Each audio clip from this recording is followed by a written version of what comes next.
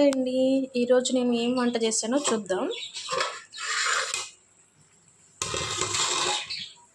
ఇదేంటో గుర్తుపట్టారా? గోధుమ రవ్వతో ఉప్మా చేశాను. దీనికి కాంబినేషన్గా దొండకాయ కర్రీ చేస్తున్నాను. కొంచెం చారులాగా, అంటే దాంట్లోకి వేసుకొని తినడానికి బాగుంటుంది ఫ్రెండ్స్. అది ఇంకా ఉడుకుతుంది. ఇది ఎందుకు చేశానంటే రైస్ తినకూడదు అనేసి ఎక్కువ, అందుకే ఈ రవ్వతో ఈరోజు గోధుమ రవ్వ తింటే మంచిది ఫ్రెండ్స్. మీరు కూడా తినండి. నా ఛానల్ని సబ్స్క్రైబ్ చేసుకోండి ఫ్రెండ్స్.